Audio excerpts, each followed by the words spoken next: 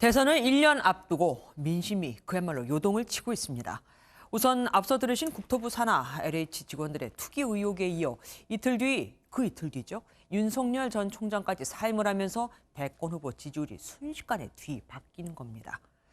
한국사회여론연구소가 지난 5일, 그러니까 윤 전 총장의 사퇴 의사를 밝힌 바로 그 다음 날 실시한 조사에 따르면 윤 전 총장의 지지율은 32.4%로 24.1%를 기록한 이재명 경기지사를 오차 범위 밖에서 앞섰습니다.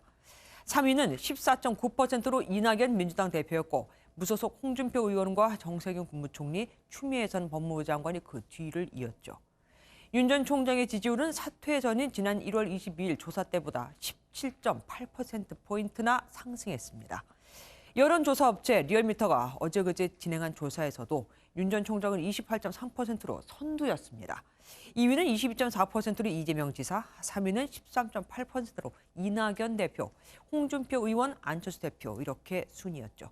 윤 총장이 차기 대선에 출마한다면 어느 정당의 후보로 출마하는 게 좋다고 생각하느냐는 질문엔 국민의힘이 41.9%, 신당 창당 14.4%, 무소속 13.7%, 더불어민주당 6.1%로 나타나 확실히 여권 성향은 아닌 것으로 나타났습니다.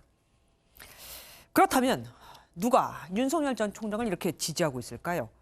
야권 지지층과 특히 중도층의 지지 성향이 아주 강했습니다. 지역은 호남을 제외하고는 골고루 다 분포되어 있었죠.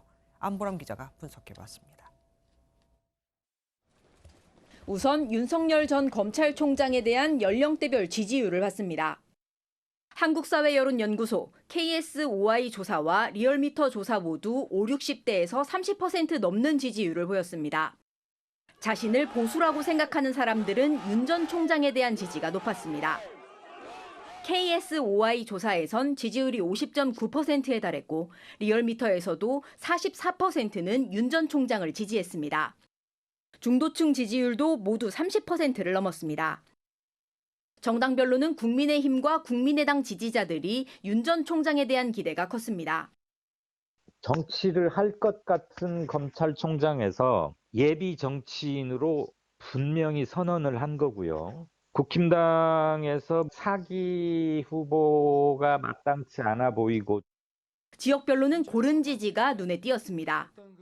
전통적으로 더불어민주당 텃밭인 호남을 제외한 전 지역, 특히 이재명 경기지사에 대한 지지가 높은 경기, 인천까지도 윤 전 총장이 지지율 1위를 기록했습니다. 이런 가운데 문재인 대통령 지지율은 40.1%, 더불어민주당은 31%로 동반 하락했습니다. LH 직원의 땅 투기 의혹이 제기된 지난 2일 이후 지지율이 각각 38.2%와 28.7%까지 떨어지는 등 영향을 미쳤다는 분석입니다. MBN 뉴스 안보람입니다.